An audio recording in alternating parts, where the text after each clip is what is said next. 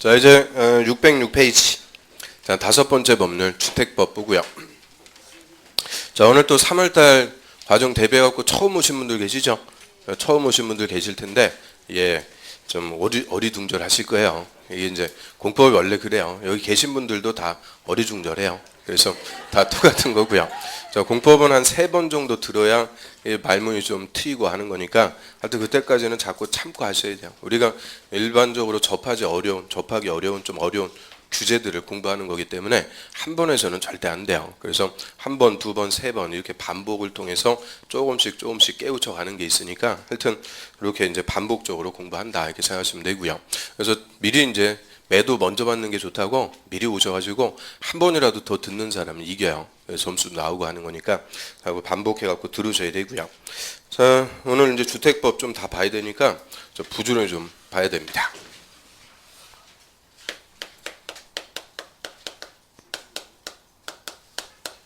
자, 주택법도 우리 시험에 7문제가 출제가 돼요. 저 건축법, 주택법 다 7개씩 출제 비중이 큰 거고요. 주택법은 말 그대로 주택, 이 주거용 건물, 주택의 건설, 공급, 리모델링에 관한 법이다라고 합니다. 건설, 공급, 리모델링에 관한 법. 그러면 주택법의 적용 대상물이 주택입니다. 당연히 이게 핵심이고요. 그리고 주택이라는 것은 세대원들이 독립된 주거생활 영위하는 건물, 즉 주거용 건물인데 우리 주택법에서는 항상 이 주택이라고 할 때 뭐까지 포함이냐? 부속 토지. 이 주택을 짓는 땅, 부속 토지를 항상 포함하는 개념.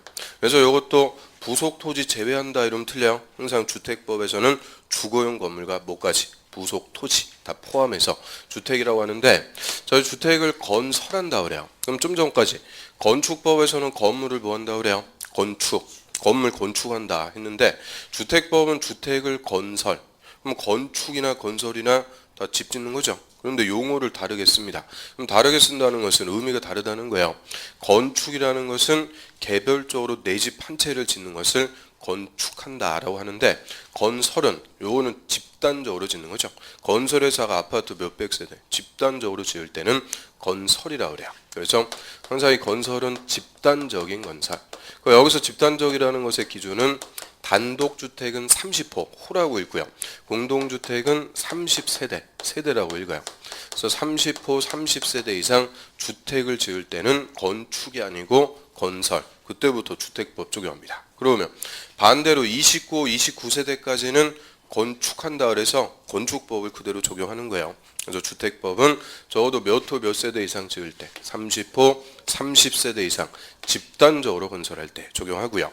자, 이 건설한 주택을 공급 분양한다 그래요. 그런데 특히 우리 투기의 대상이 되는 게 아파트죠. 아파트 분양만 받으면 피가 몇 천씩 붙어가지고 당연히 투기의 대상이 될 수밖에 없어요. 그래서 이 투기를 방지해서 공정하게 공급.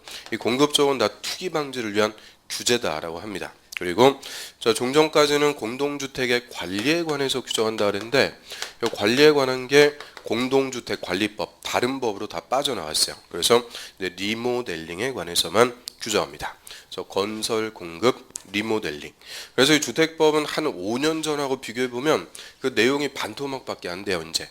그래서 한 5년에 걸쳐가지고 뭐 주택도시기금법, 주거기본법, 공동주택관리법 이런 법들이 새로 만들어져 갖고 원래 이 주택법의 내용들이 다 떨어져 나왔어요. 그래서 한 5년 전에 비하면 내용이 한 50% 반토막밖에 안 되는데 출제 비중은 똑같아요. 7문제 계속 출제하니까 이 주택법은 내용은 별로 없어요. 그런데 출제 비중은 국토법 다음으로 큰 거죠. 그래서 뒤에 있다고 얘 무시하고 그러면 안 돼요. 오히려 조금만 신경 써갖고 공부하면은 점수 따기가 제일 좋은 법 중에 하나가 이 주택법입니다. 그래서 분량 자체가 뭐 얼마 되지가 않고요.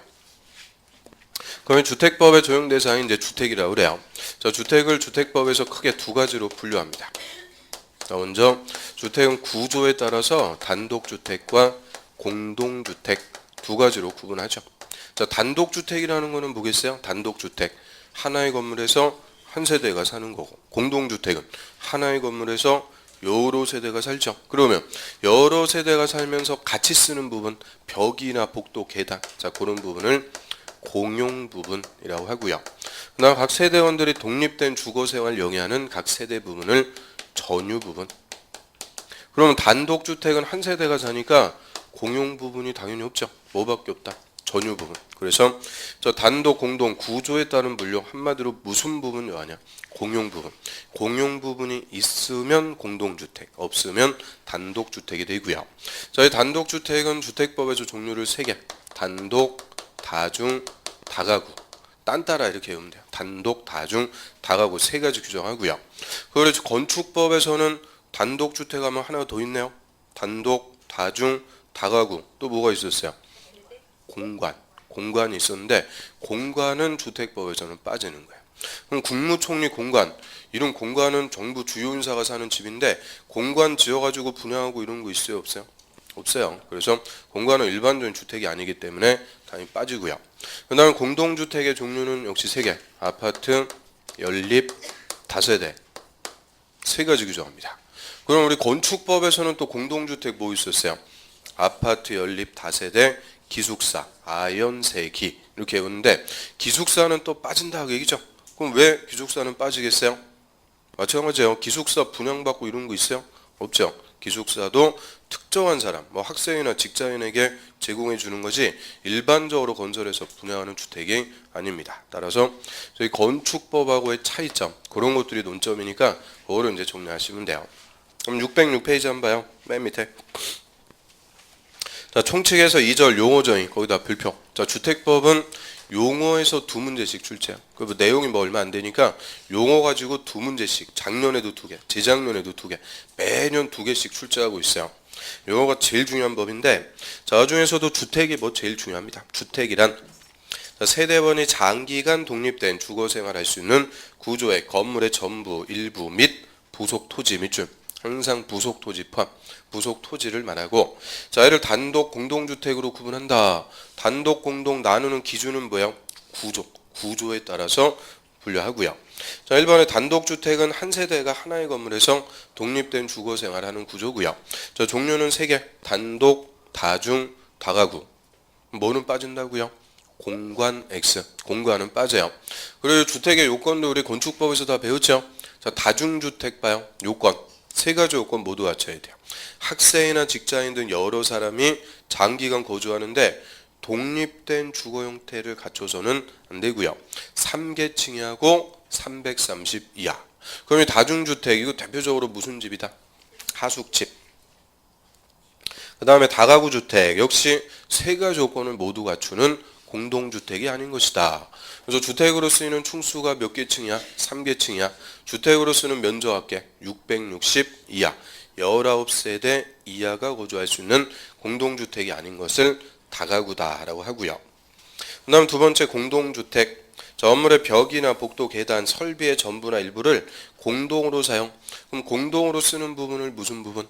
공용 부분. 각 세대가 하나의 건물에서 각각 독립된 주거 생활할 수 있는 부분. 전유 부분. 2개 구조로 된 주택이고요. 종류는 3개. 아파트, 연립, 다세대. 그럼 일단 뭐는 빠져요? 기숙사, X. 기숙사는 빠집니다. 그 아파트는 주택으로 쓰이는 층수가 몇 개층 이상? 5계층 이상. 연립 다세대는 4계층 이하인데 660 초가 큰 거면은 연립, 660 이하 작은 거면은 다세대. 그래서 저는 건축법하고의 차이점 뭐가 빠지는지 그거 정리하고요. 그 다음에 그 밑에 보시면은 세대 구분형 공동주택 나오죠. 자, 얘가 한 3년 전쯤에 주택법에 새로 들어왔었는데 드디어 작년에 물어봤어요. 강조를 계속 했는데 작년에 한 문제 그대로 출제. 그래서 세대 구분형 공동주택이란 공동주택의 내부 공간의 일부를 세대별로 구분해서 생활이 가능한 구조로 하는데 그 구분된 공간의 일부를 구분 소유할 수 없는 주택. 거다 비추. 자, 이게 첫 번째 요건. 구분 소유를 할 수가 없는 주택이다. 그럼 이 말이 뭐냐 한번 의미 봐요. 자, 뭐 예를 들어 전용 면적 100제곱미터 30평. 자, 아파트 건설하는데요. 예전에는 그냥 한 세대가 생활할 수 있게끔 설계를 했어요. 그런데 요새 뭐 1인 가구, 2인 가구는 100제곱미터도 상당히 넓은 거죠. 그러니까 원래 한 세대인데 중간에 경량벽, 이 경계벽을 설치해가지고 세대를 구분합니다. 그리고 뭐 예를 들어서 70제곱미터, 자, 이 부분은 주인 세대가 생활할 수 있게끔 설계하고요. 나머지 30제곱미터, 자, 이 부분도 별도의 욕실, 부엌, 현관도 다 따로 설치해줘요. 그래서 주거 생활할 수 있도록 해놓고, 자, 이 일부를 절대 뭐 할 수 없다고요? 소유는 할 수가 없어요. 그러면 이 일부를 뭐 해라? 임대해라, 그죠? 세줄 수 있게끔, 즉 원래 한 세대인데 구분해가지고 일부를 임대할 수 있게끔 건설하는 주택을 세대 구분형이다라고 하고요. 저는 세대 구분형 공동주택의 요건들이 쭉 나요. 박스 1번. 세대별 구분된 각각의 공간마다 별도의 욕실, 부엌, 뭐까지? 현관까지 다 따로 설치합니다. 이거 맨 현관 하나밖에 없으면은 들락날락 할 때 주인집 눈치 볼 수밖에 없죠. 그래서 주인 세대는 현관을 여기다가, 요 임대할 때는 여기다가 현관도 다 따로따로 설치해 줘갖고 이제 생활할 수 있도록 하고요. 그 다음에 이번에 한 세대가 통합 사용할 수 있게끔 세대 간의 연결문, 경량구조의 경계벽 설치해서 세대 구분하고요. 3번하고 4번이 핵심이요. 세대 구분형 공동주택은 주택단지 전체 세대수의 3분의 1 밑줄 3분의 1을 초과할 수 없고, 또 4번 세대별 구분된 각각의 전용면적 합계가 주택단지 전체 전용면적 합계 역시 3분의 1 밑줄 3분의 1을 초과해서는 안 된다. 그러면 전체 세대수, 전체 면적 얼마까지? 3분의 1까지만 지어라. 이죠. 이유는 저희가 한 세대라도 실질적으로 몇 세대가 들어오는 거예요? 두 세대 들어와서 주차 문제 이런 게 발생할 수밖에 없으니까, 자, 전체 세대수하고 전체 면적 얼마까지만? 3분의 1까지만 짓도록 규정하고요. 넘어갑니다. 자, 다음에 이제 두 번째 분류가, 자, 공급 대상에 따른 분류라고 해요. 건설해갖고 이 주택 누구한테 공급해 줄지 공급 대상에 따라서 크게 주택은 국민주택과 민영주택, 저렇게 두 가지로 구분하고요. 저는 공급 대상에 따른 분류, 요게 주택법의 핵심이에요. 고유 개념. 특히 요 국민주택, 국민을 위한 주택이라고 하고요. 저 얘는 뭐 매년 물어봤던 건데, 이 주택법이 올해 전면 개정되면서 국민주택 개념도 싹 바뀌었어요. 그래서 올해 얘는 100%야. 무조건 출제합니다. 무조건 물어볼 개념이니까 이것만 안 나오면 손에 장을 지진다 그래요. 그 정도로 가장 중요한 개념입니다. 국민주택은 올해 무조건 100% 출제. 그래서 가장 중요한 거고요. 그럼 이제 공급 대상에 따라서 이렇게 나눠진다 그랬는데요. 국민주택은 누구한테 공급 분양해 줄까요? 국민주택은 철저하게 무주택 세대주에게만 분양하는 주택이고요. 자, 민영주택이라는 것은 무주택 세대주 이런 거 안 따져요. 그냥 성년자에게 1인 1주택 기준으로 분양합니다. 그래서 이 공급 대상이 이렇게 달라지는데요. 그러면 국민주택의 개념이 싹 바뀌어가지고 이게 좀 복잡해졌어요. 그래서 국민주택이 크게 이제 두 가지 요건입니다. 두 가지 요건인데 그 중에서 첫 번째 요건이 다시 두 가지로 또 나눠져요. 자, 먼저 국가나 지자체, 토지주택공사. 자, 토지주택공사 줄여갖고 토주공. 그 다음에 지방공사는 지공. 그래서 LH공사, SH공사 이런 것들 줄여갖고 이렇게 쓰고요. 그러면 국가나 지자체, 토지주택공사, 지방공사. 자, 애들 싹 묶어가지고 뭐라고 부르는 거냐? 공공사업주체. 공공이라고 그래요. 공공이 건설하는 주택. 이게 첫 번째요.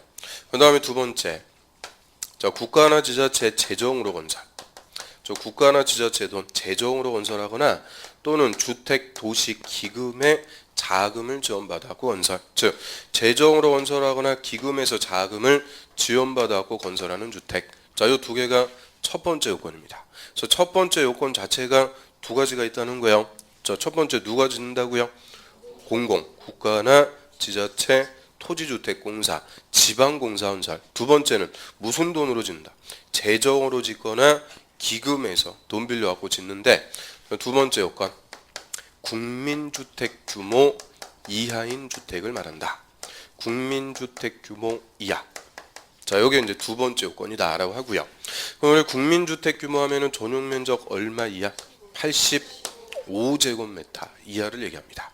이 전용 면적 85제곱미터, 85제곱미터가 평수로 따지면은 25.7평이라고 그래요. 정확하게 25.7평인데 우리 분양받을 때는 전용 면적에 공용 면적이 가산이 되죠. 공용 면적 한 8평 가산되면은 분양 평수로는 33평이에요. 33평형이 딱 국민주택 규모다라고 하는데 하여튼 전용 면적 얼마라고요? 85.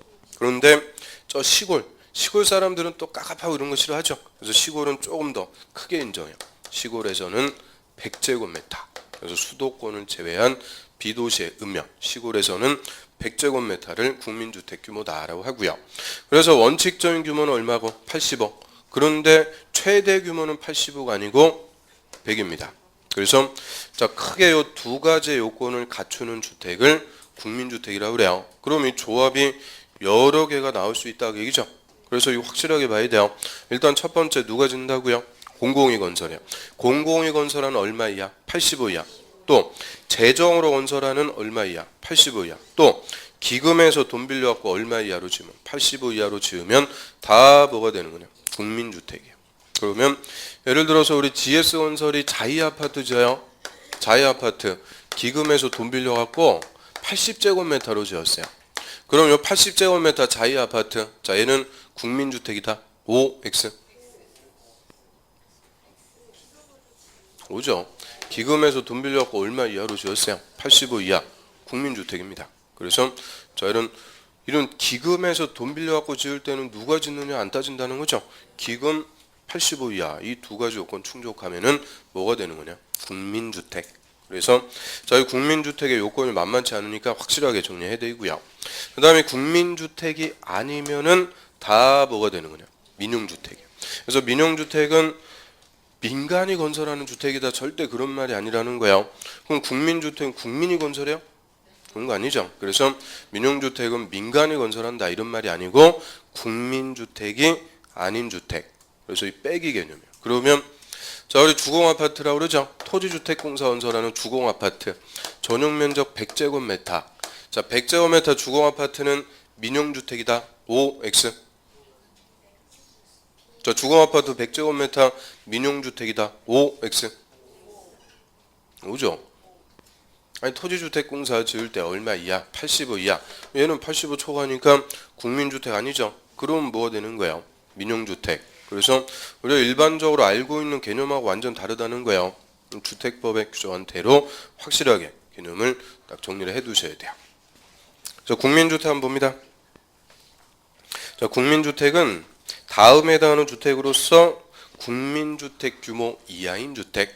자, 국민주택 규모 이하, 그게 두 번째 요건이죠. 그럼 첫 번째가 박스에 다시 두 가지로 또 나눠져요. 1번 국가나 지자체 옆에 토지주택공사 또는 밑에 지방공사 얘들 묶어가지고 공공이 건설하는 주택 또는 2번 국가나 지자체 재정 또는 주택도시기금법에 따른 주택도시기금 동그라미 그 기금의 이름 뭐 장난쳐갖고 물어보고 그런 거 아니니까 기금 이렇게만 알고 있으면 돼요. 기금 으로부터 자금을 지원받아갖고 건설하는 주택. 자, 이 두 가지가 첫 번째 요건이요. 첫 번째 요건을 갖추면서 국민주택 규모 이하인 주택. 그 밑에 국민주택 규모란 주거 용도로만 쓰는 면적, 즉 전용 면적이 1호 또는 1세대당 85제곱미터 또는 85 이하 이게 원칙. 그런데 가로에 보시면은 수도권 정비계획법에 따른 수도권을 제외한 도시지역이 아닌 읍면지역.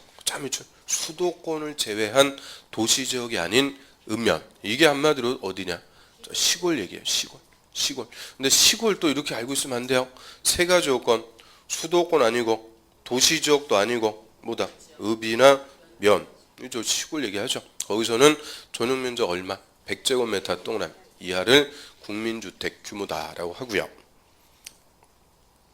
그 다음에 밑에 3번에 민영주택은 뭐를 제외한 주택? 국민주택을 제외한 주택. 국민주택이 아니면 자동적으로 민영주택입니다. 그 다음에 옆 페이지에 보시면 4번에 임대주택, 5번 토지임대부 분양주택 뭐 이런 걸 읽어보시고요. 자 6번 도시형생활주택 얘가 또 핵심. 얘도 22, 23, 24 뭐 계속 기출이에요. 그럼 도시형생활주택은 이름대로 뭐예요? 도시형 가구를 위한 주택. 그럼 도시형 가구는 대가족이요, 소가족이요? 소가족 1인 가구, 2인 가구 이런 소가구를 위해서 싸게 소규모로 공급해서 전세나 내소를 목적으로 도입한 주택을 도시형 생활주택이라고 하고요. 자, 이 도시형 생활주택이 되려면 일단 요건 세 가지부터 갖춰야 돼요. 자, 300세대 미만 동그라미 1, 300세대 미만 국민주택 규모 동그라미 2.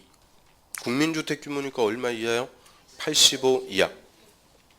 해당하는 주택으로서 국토법에 따른 도시지역의 건설 동그라미 3 하는 다음에 주택이다. 그럼 일단 세 가지 요건 몇 세대 미만? 300세대 미만 국민주택 규모 도시지역에서 건설하는데 종류가 세 가지가 또 있네요. 박스에 보면 1번 원룸형 주택이고요. 밑에 2번 단지형 연립, 3번 단지형 다세대. 자, 이렇게 세 가지를 도시형 생활주택이라고 그래요. 그 중에서 제일 많이 들어본 게 뭐예요? 원룸형 주택. 얘가 뭐 전형적인 거죠. 원룸형 주택. 원룸형 주택은 다음의 요건을 모두 갖추는 공동주택이다. 공동주택 있죠. 그럼 공동주택이라고 그랬으니까 종류는 뭐가 있어요? 아파트, 연립, 다세대. 그래서 원룸형 주택은 아파트가 될 수도 있고 연립이 될 수도 있고 다세대가 될 수도 있는데 아래 네 가지 요건을 모두 갖추게 되면 따로 또 뭐라고 부르는 거냐? 원룸형 주택이라고 부른다. 그죠? 그래서 첫 번째 세대별 전용 면적 얼마 이하? 50제곱미터 이하. 밑줄 50 이하. 50제곱미터 하면 한 18평 되는 거죠. 50 이하. 이게 작년까지는 최소 규모 14제곱미터 이상 50제곱미터 이하 최소 규모도 있었는데 그 최소 규모는 다 없어졌어요. 그냥 최대 얼마 이하다? 50제곱미터 이하입니다. 그다음 두 번째 세대별 독립주거 가능하게끔 욕실, 부엌을 설치하는데요. 세 번째 욕실과 부엌이 아니라 보일러실을 제외한 부분을 한 개의 공간으로 구성할 것. 딱 끊습니다. 그 하나의 공간이니까 뭐요? 원룸. 근데 다만 전용 면적 30제곱미터 이상 밑줄 30 이상일 때는 두 개의 공간으로 구성할 수 있다. 그럼 두 개의 공간이면 뭐예요? 투룸.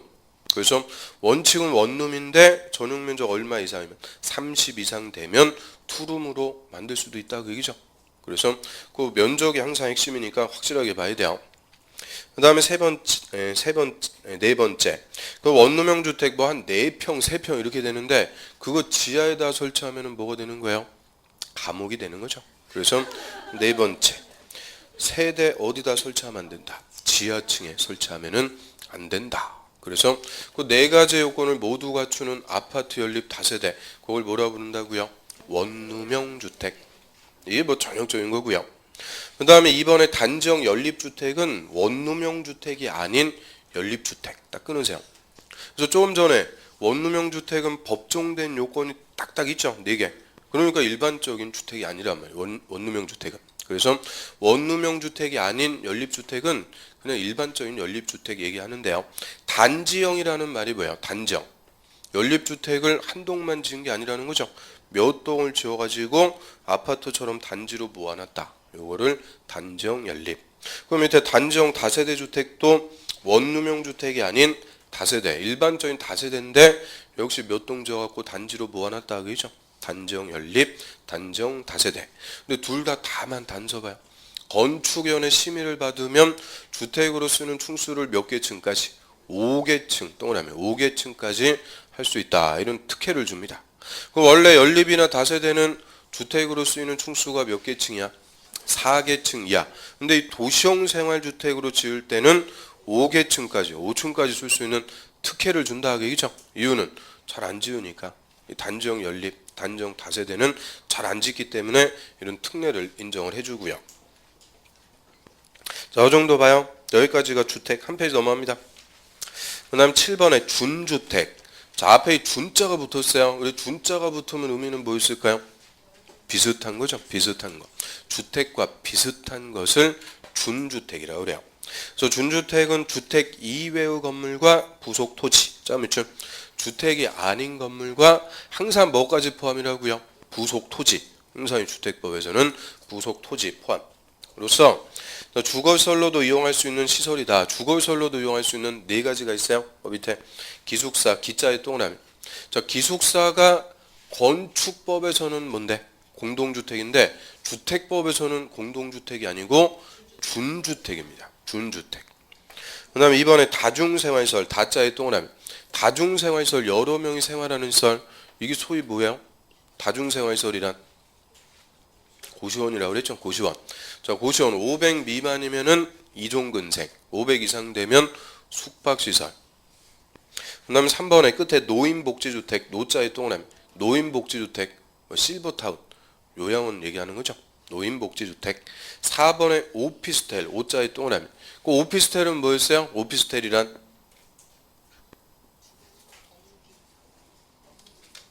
예, 아시는 것 같아요. 참 답답해요. 자, 업무를 주로 하는데 숙식도 할 수 있는 구조의 건물. 업무도 보고 숙식도 할 수 있고. 근데 뭐가 주니까? 업무가 주니까 오피스텔은 업무시설로 분류하는 거죠. 업무시설. 그래서 그 네 가지 다 주택이 아닌 거예요. 그런데 주거시설로도 이용할 수 있으니까 뭐라 부른다고요? 준주택. 그래서 글자 따고 딱 네 개. 기, 다, 노, 오. 네 가지 딱 외우면 돼요. 기다, 노, 오. 말 안 돼도 할 때 10번 읽으면 말 돼요. 기다, 노, 오. 그래서 다행 21회 때 그 네 개에다가 이상한 거 하나 껴가지고 또 물어봤죠. 단독으로 기출로 물어봤는데 그러면 이제 본질적인 질문이에요. 준주택은 주택이 아니다. OX. 준주택은 주택이 아니다. OX.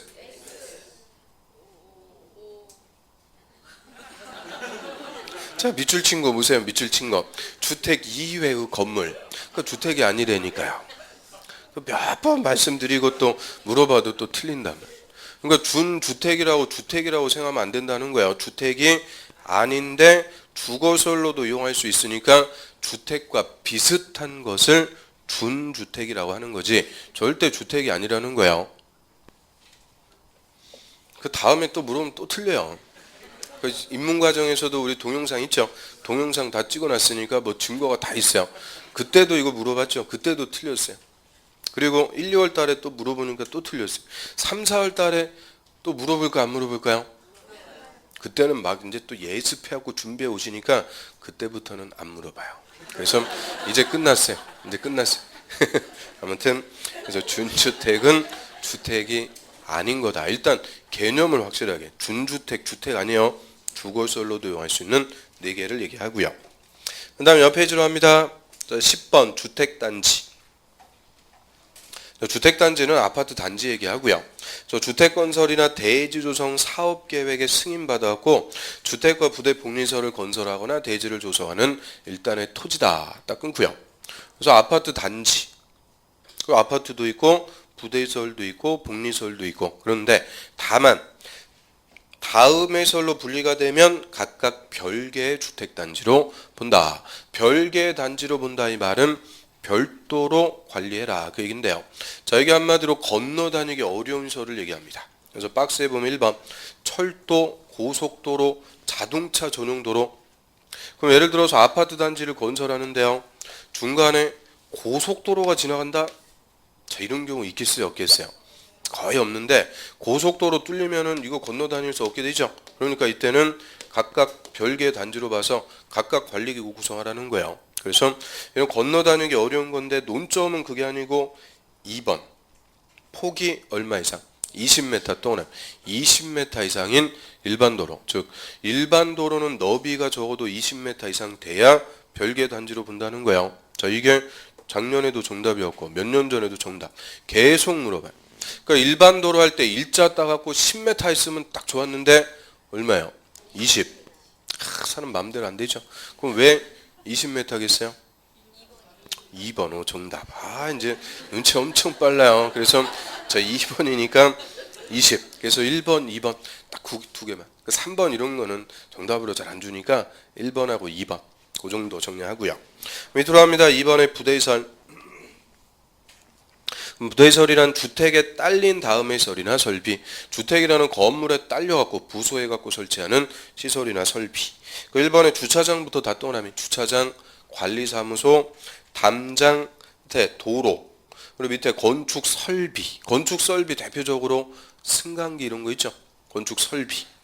그 다음에 이에 준하는 거 해갖고 또 엄청 많습니다. 그 가로 1번에 보안등, 대문, 경비실, 동그라미, 경비실, 뭐 등등등.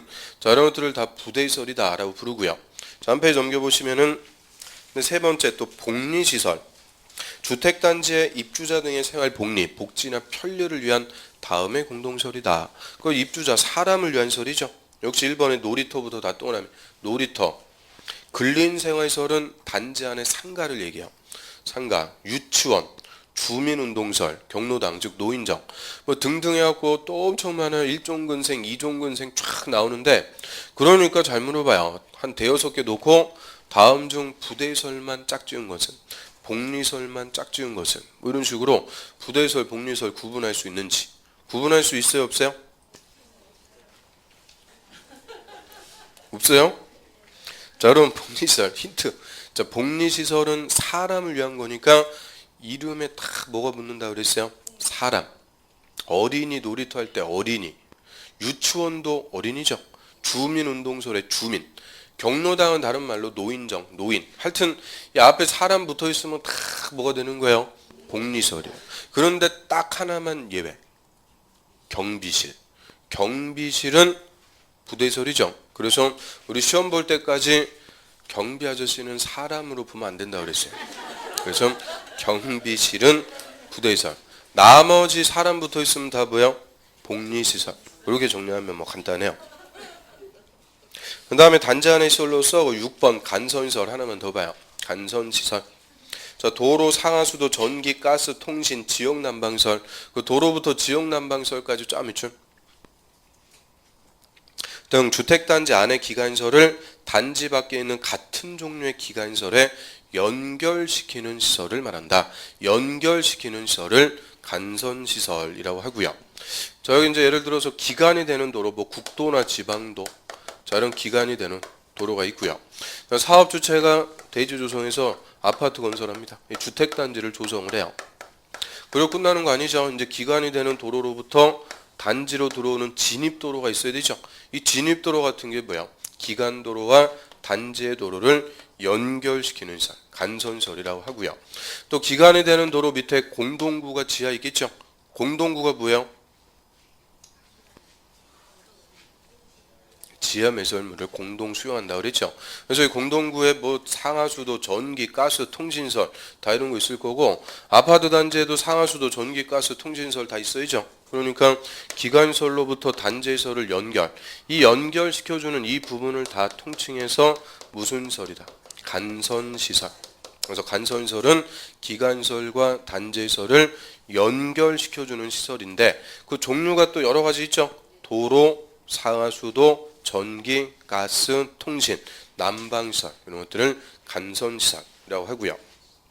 그 다음 밑으로 갑니다. 11번 공구. 공구는 공사구간의 줄임말이에요. 공사구간. 자, 하나의 주택단지에서 다음 기준에 따라서 2개 이상으로 구분되는 일단의 구역으로서 착공신고와 사용검사를 별도로 수행할 수 있는 구역이다. 그러면 주택법에서도 공사 시작하려면 뭐부터 해야 될까요? 착공신고. 공사가 다 끝나면 사용검사 받아요. 그래서 착공신고와 사용검사를 별도로 한다. 이 말은 별도로 공사하는 구간이다. 그 얘기고요. 그러면 공구의 요건 박스 1번 다음에 해당하는 시설을 설치하거나 공간을 조성해서 6m 동남 6m 이상의 폭으로 공구간의 경계를 설정. 그래서 밑에 보면 뭐 단지 안에 도로라든지 부설 주차장 이런 거 설치해서 공구간의 경계 적어도 얼마 이상? 6m 이상. 그 다음 옆 페이지로 합니다. 2번 공구별 세대수는 몇 세대 이상? 300세대 이상. 그럼 600세대가 딱 기준이에요. 자, 600세대 아파트 단지 건설해요. 대규모로 하니까 효율적으로 사업할 수 있게끔 109, 209 공사원 나눠갖고 분할 시행할 수도 있다 그 얘기인데, 자, 공사원 나누려고 그래요. 109, 209 경계 적어도 몇 메타 이상? 6m 이상 도로 같은 거 설치해서 경계 설정해야 되고요. 자, 공구 나누는데 뭐 10세대 이렇게 끊고 그러면 안 돼요. 적어도 몇 세대 이상으로? 300세대 이상으로 공사원 나눠서 분할 시행할 수 있도록 하고요. 그 다음 맨 밑으로 합니다. 13번의 공공택지. 자, 공공택지란 다음에 해당하는 공공사업에 의해서 개발 조성되는 공동주택 밑줄, 공동주택이 건설되는 용지다. 그럼 일단 단독주택 용지다 이러면 안 돼요. 공동주택을 지을 땅인데, 자, 앞에 공공사업이라고 그랬죠. 그럼 공공사업이니까 다 뭐 하는 사업이냐? 수용하는 거예요. 수용해서 땅을 만들면 공공택지라고 그래요. 그래서 박스 1번 국민주택 건설 또는 대지조성 사업인데 가로에 국가나 지자체 토지주택공사, 지방공사인 사업주체 얘들 묶어가지고 무슨 사업주체? 공공사업주체가 토지 등을 수용 동그라미 수용해서 국민주택 건설하거나 대지를 조성하는 경우 그러면 한마디로 공공이 수용해서 국민주택을 건설했어요. 그럼 그 땅은 뭐가 되는 거냐? 공공택지가 되는 거죠.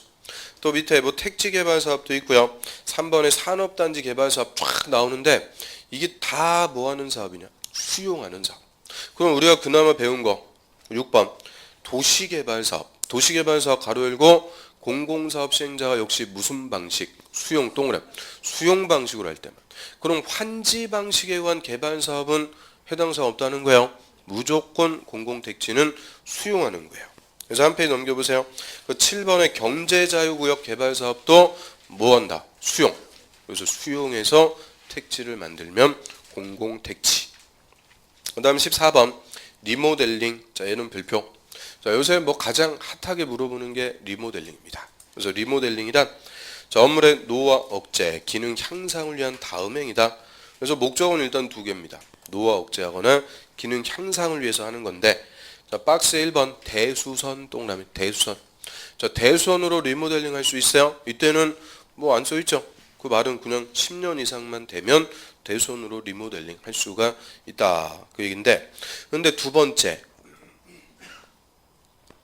사용검사일. 자, 그 이하부터 가로 나오는 거는 다 필요 없어요. 사용검사일 밑에 줄 또는 건축법에 따른 사용승인일부터 15년 동그라미 1 번호맥입니다. 15년. 밑에 줄 이 경과된 공동주택을 각 세대 주거 전용 면적 바로 밑에 30% 동그라미 2 30% 이내에서 그 밑에 줄 중축하는 행위다. 중축의 동그라미 중축하는 행위. 그럼 두 번째 뭘로 리모델링 할 수도 있대요? 중축으로 리모델링 할 수도 있다. 중축이라는 거는 더 짓는 거죠. 더 지으면서 리모델링 할 때는 요건이 더 세집니다. 적어도 몇 년 이상 돼야 되고 15년 이상. 중축 무한정으로 인정하는 거 아니죠. 전용 면적 몇 프로까지? 30% 이내에서만 중축할 수가 있고요. 밑으로 갑니다. 3번. 자, 각 세대 중축 가능 면적 합산한 면적 범위에서 기존 세대수 15% 동그라미 3 15% 이내에서 세대수를 증가하는 중축 행위도 할 수가 있습니다. 이걸 세대수 증가형이다 라고 하는데 그럼 이제 중축으로 리모델링 할 때 기존 세대가 1000세대요. 자, 아파트 리모델링 하면서 몇 세대 더 지을 수 있도록 해주는 거냐? 15% 150세대 더 지을 수 있도록 해주겠다 그죠? 그럼 150세대 더 줘가지고 뭐예요? 일반 분양에서 그 분양대금으로 리모델링 공사비에 충당할 수 있도록 해주죠. 이 리모델링 공사비 평당 한 300만 원 됩니다. 그러면 30평이면 1억 가까이 나오죠. 그 공사비 소유자가 다 부담해라. 그럼 사업 못하는 거예요. 그래서 이런 일반 분양할 수 있게끔 기존 세대수 몇 프로까지 증가할 수 있다. 15%까지. 그런데 이 세대수를 늘리는데 옆으로 늘리는 거는 별 문제가 안 돼요. 항상 문제는 위로 올리는 거예요. 위로 올리는 것을 수직중축이라고 그래요. 그래서 수직중축도 불과 몇 년 전까지는 절대 금지였어요. 그런데 이제 수직중축도 허용해 줍니다. 그래서 다만 자, 수직으로 중축하는 행위, 수직중축형은 다음의 요건을 모두 충족하는 경우로 한정한다. 그래서 하루 1번 최대 몇 개층이야? 3개층 이하. 거의 동그라미 4. 3개층이었는데 자, 구체적으로 동그라미 1번 쭉 옆에 보면 기존 건물의 층수가 15층 이상이면 15층 이상이면은 3개층까지. 근데 밑에 기존 건물 층수가 14층 이하면 몇 개층까지만? 2개층. 그러면 저 기존에 15층짜리 아파트가 있어요. 얘 수직 중축으로 리모델링 한다는 거죠. 그러면 위로 저 몇 층까지만 더 올릴 수 있다? 3개층까지만 올라갈 수 있다는 거예요. 더 올라가면 이거 무너진다 그죠? 그래서 최대 3개층까지. 그런데 요게 14층 이하면은 3개층도 안 되고 몇 개층? 2개층까지만 수직 중축할 수가 있고요. 나 하루 2번은 끝에 보면은 뭐 구조도 보유하고 있을 것 이런 거야. 뭐 읽으면 당연하고. 그러면 리모델링 이거 용어 물어보기 좋죠. 자, 일단 리모델링은 크게 두 가지 하는 행위입니다. 뭐 하는 행위요? 이건 목적이고 대수원 아니면 중축하는 행위죠. 그래서 리모델링은 노후와 억제 등을 위해서 신축 또는 개축하는 행위다. 틀리는 거예요. 신축, 개축 이런 게 아니고 대수원 아니면 중축. 근데 특히 중축으로 리모델링 할 때 요건 4개. 적어도 몇 년 이상 돼야 되고 15년. 중축 면적은 30%. 기존 세대수는 몇 프로 증가할 수 있다? 15%. 그다음 위로 올려요. 수직 중축은 최대 몇 개층까지? 3개층. 그것도 몇 층 이상일 때? 15층. 그래서 이거 숫자 다 가로 비워놓고 물어보는 게 요새 출제 경향이니까 중축형 리모델링. 그거는 요건들 확실하게 외우셔야 돼요. 자, 한 페이지 넘겨보세요. 작년 문제 2문제 출제했는데 예제 2번 문제 한번 보겠습니다. 자, 주택단지가 일정한 시설로 분리가 되면 각각 별개의 단지로 본다. 자, 그 시설에 해당하지 않는 것은 그걸 별개의 단지로 보는 거 건너 다니기 어려운 시설이라고 그랬죠. 철도, 고속도로, 자동차 전용도로. 근데 항상 논점은 뭐라고 그랬어요? 일반 도로. 폭이 얼마 이상? 20m 이상. 그래서 3번. 일반 도로 15m짜리는 안 되는 거예요. 적어도 일반 도로는 20m 이상 돼야 별개 단지로 봅니다. 3번이 정답. 왜 20m라고 그랬어요? 2번이니까 20. 아직 살아있어요. 단수 남기고요. 자, 그 다음에 옆 페이지로 합니다. 이제 617페이지. 주택의 건설.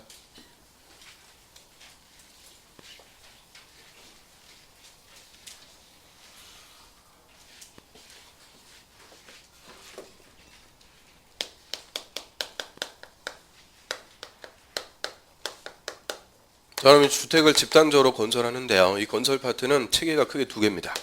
일단 이 주택법에 따라서 주택을 건설하는 자들을 사업주체라고 그래요. 주택건설 사업주체. 주택건설 사업하는 자들. 그 다음에 사업주체가 주택을 건설할 때 절차. 건설 절차. 크게 이렇게 이제 2가지고, 자, 이 건설 절차 우리 좀 이따 볼 거예요. 근데 일단 제목만 좀 봅니다. 이 주택법에서 주택을 건설하려면 사업 계획을 작성해서 행정청의 승인을 받아야 됩니다.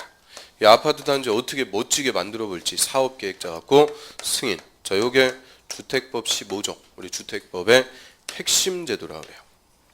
그럼 건축법에서는 건물 건축하려면 뭘 받아야 돼요? 건축 허가. 그게 건축법 핵심이듯이 주택법에서 주택을 건설하려면 뭐를 받아야 된다? 사업 계획 승인. 이게 핵심. 그래서 사업계획 승인 떨어지면 이제 아파트 단지 건설하는 공사입니다. 몇 년 지나고 공사가 다 끝나면 승인받은 대로 공사를 했는지 검사, 그 준공검사 개념을 주택법은 사용 검사 받는다고 그래요. 사용 검사 받아갖고 사용. 그래서 사업계획 승인 받아갖고 공사 끝나면 검사 받아갖고 사용인데, 요 사업계획 승인 요거 받아갖고 주택을 건설하는 자, 그 자들을 사업주체라고 합니다. 절대 사업주체는 건축허가 받아갖고 사업한다 그러면 틀려요. 건축법에서는 건축허가 받는 거고, 항상 이 주택법에서는 뭘 받는다고요? 사업계획 승인.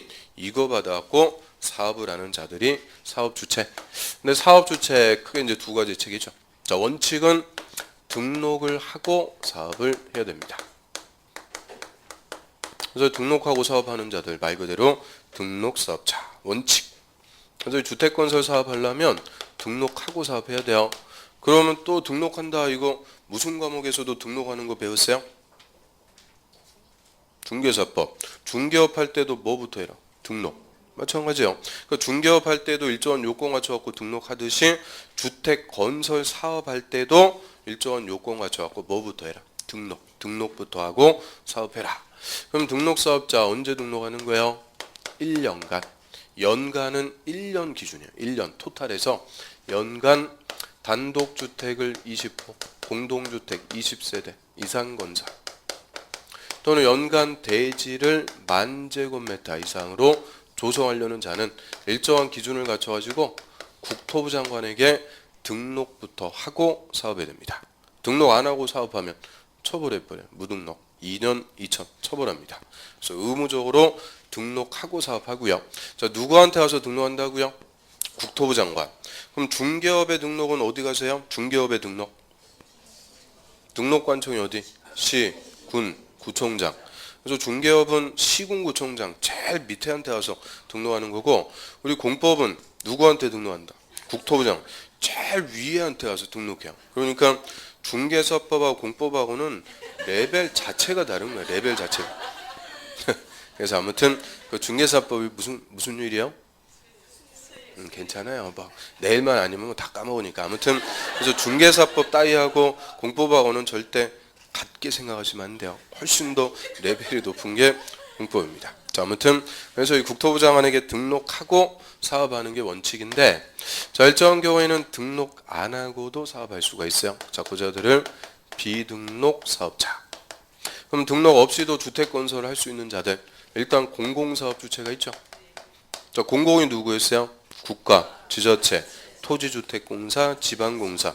얘들은 당연히 등록할 필요 없이 사업할 수 있고, 그 다음에 주택건설 사업을 공익사업으로 하려고 설립한 공익법인, 얘들도 등록할 필요가 없고요.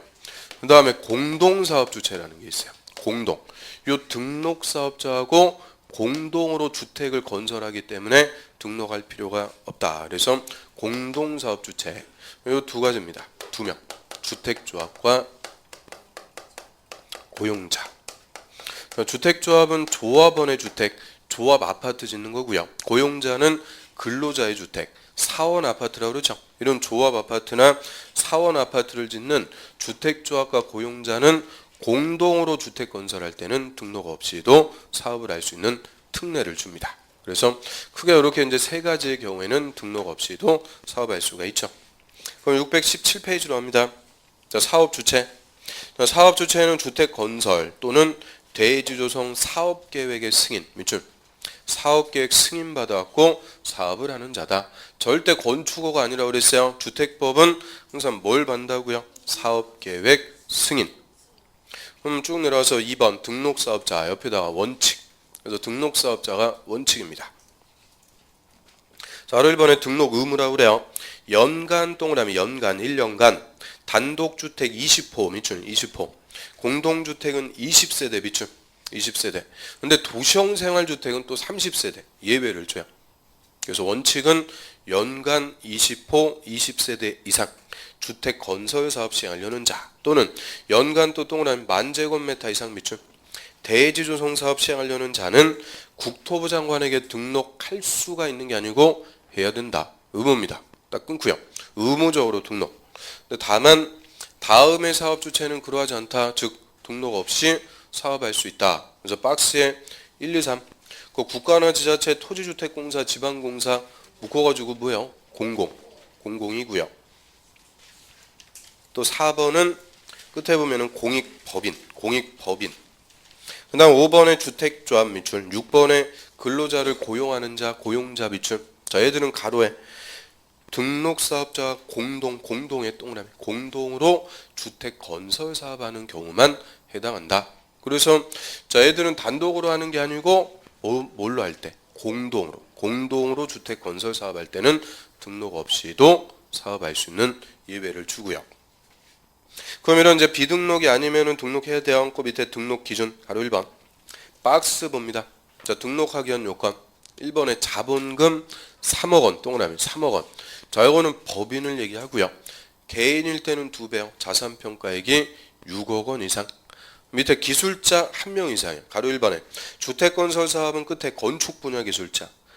밑에 대지조성 사업은 토목 분야 기술자 1명 이상. 즉 기술자 1명 이상 확보. 또 사무실 22제곱미터 이상. 자, 이런 요건을 갖추면은 등록할 수 있다. 그럼 그 요건 중에서도 제일 중요한 거는 뭐겠어요? 돈. 자본금 얼마 이상? 3억 원. 뭐 개인까지는 됐고 하여튼 법인일 때 자본금 3억 이상은 돼야 된다. 근데 옆에 주로합니다. 자, 이런 요건을 갖춰도 등록할 수가 없는 자들이 있어요. 그 자들을 결격이라고 그래요. 결격이라는 말이 뭐예요? 결격. 자격이 없다 하겠죠. 자격이 없다. 그래서 요건을 갖춰도 등록할 수가 없는 자들. 박스 1번 미성년자 피성년 후견인. 피성년 후견인을 종전까지는 금치산자라고 그랬죠. 또 피한정 후견인 요거를 종전에는 한정치산자. 더 어려운 말로 바꿔놨어요. 그래서 하여튼 미성년자 피성년 후견인 피한정 후견인 자, 애들 묶어가지고 뭐라고 불러요? 제한 능력자. 이 제한 능력자라고 부르죠. 그 다음에 2번 파산 선고받고 복권되지 않은 자. 이건 파산자. 그 1번하고 2번 두 개 묶어가지고 제한 능력자하고 파산자는 모든 결격입니다.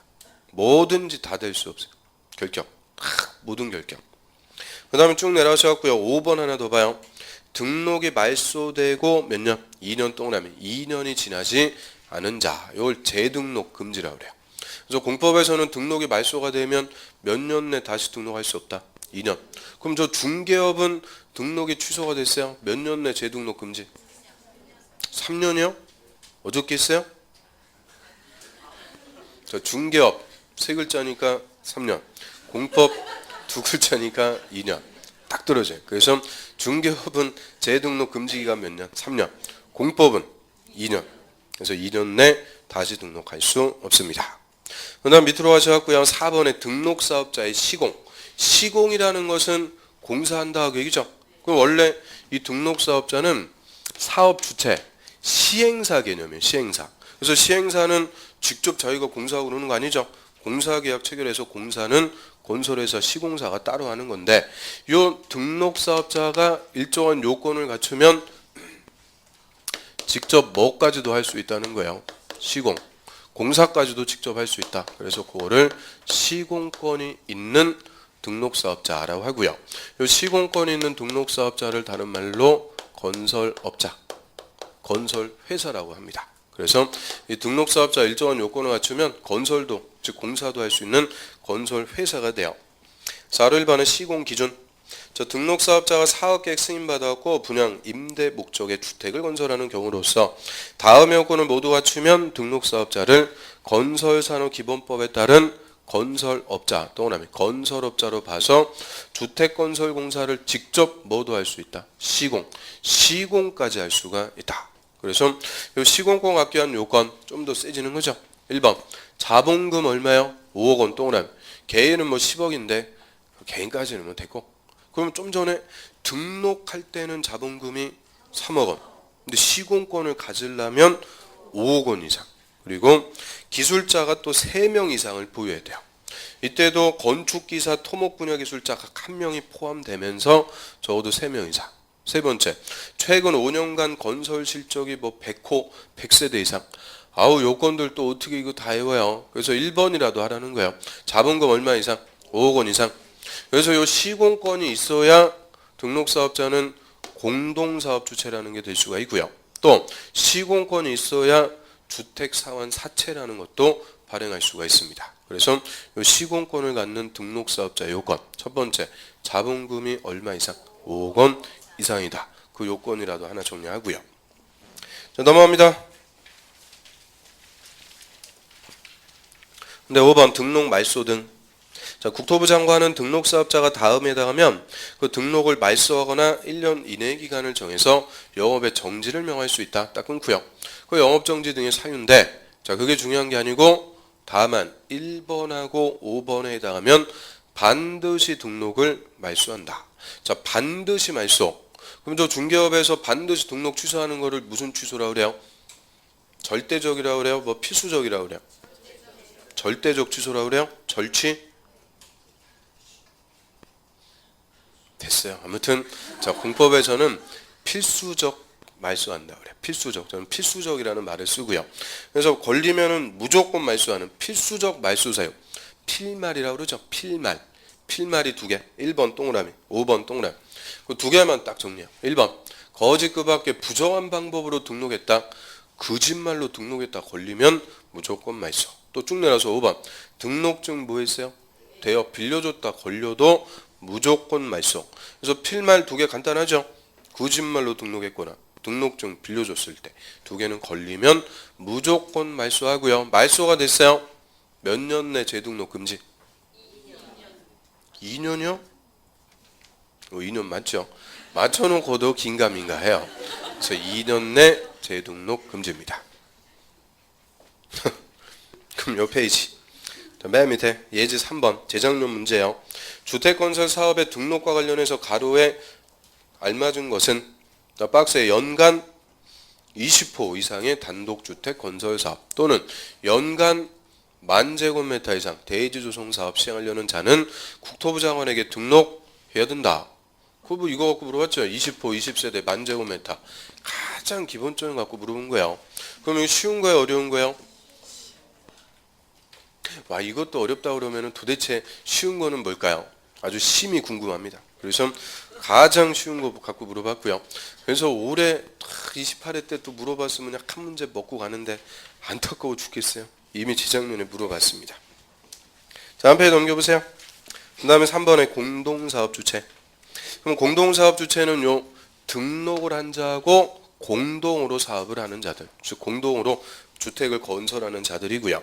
자, 종류 보면은 가로 1, 2, 3 세 가지 있죠. 토지 소유자, 주택조합, 고용자 세 가지가 있는데, 자, 첫 번째 논점. 자, 그 셋 중에서 비등록은 누구만 비등록이요?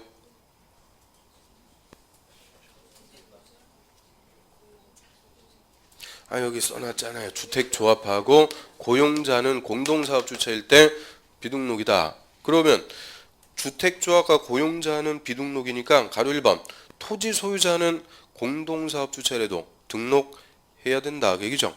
그래서 공동사업 주체 그 셋 중에서 비등록의 특혜는 누구한테만 준다. 주택조합과 고용자 두 명한테만 인정합니다. 가로 1번에 토지 소유자, 토지 소유자가 주택을 건설할 때는 밑에 줄 등록한 자, 즉 등록사업자와 공동으로 사업을 시행할 수 있고, 자, 이때 토지 소유자와 등록사업자를 공동사업 주체로 본다. 그럼 토지 소유자 공동사업 주체가 됐어요. 등록하고 사업해야 돼요? 등록 없이 사업해요? 등록하고 사업해야 된다. 얘기죠. 그래서 토지 소유자는 비등록 아닙니다. 그러면 이제 쉽게 생각하시면 돼요. 토지 소유자는 뭐만 갖고 있는 거예요? 땅만. 자기가 아파트 지을 능력이 된다 안 된다? 안 되니까 아파트 지을 수 있는 누구하고 등록사업자하고 공동으로 주택 건설 사업할 수 있다 그 얘기죠. 그런데 이때도 토지 소유자는 등록해야 사업할 수 있는 거예요. 그 다음 두 번째, 주택조합이 구성원의 주택, 즉 조합주택, 조합아파트라고 그래요. 건설할 때는 등록사업자와 공동으로 사업을 시행할 수 있고, 이때 주택조합과 등록사업자를 공동사업 주체로 본다. 그럼 주택조합이 공동사업 주체가 됐어요. 등록하고 건설해야 돼요? 등록할 필요 없다? 등록할 필요가 없이 조합 아파트 지을 수 있다 그 얘기죠. 그 다음에 세 번째, 고용자. 저 고용자가 근로자의 주택, 이걸 사원 아파트라고 그래요. 사원 아파트를 건설할 때는 등록사업자와 공동으로 사업을 시행해야 된다. 밑줄. 자, 이때 고용자와 등록사업자를 공동사업 주체로 봐서 고용자도 등록할 필요가 없이 사원 아파트 지을 수 있다 그 얘기죠. 그러면 첫 번째 논점, 자, 비등록은 누구만?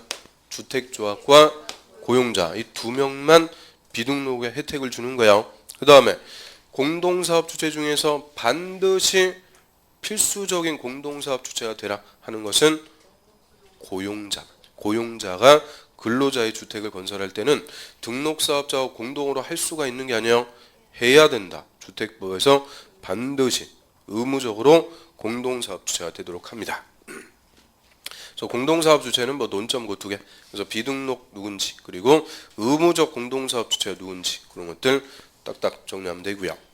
그 다음에 옆에 이제 4번 주택조합. 자, 어디다 별표. 자, 얘가 사업 주체에서는 뭐 핵심. 얘는 매년 무조건 한 문제 이상 출제합니다. 자, 여기부터는 좀 쉬었다 하겠습니다.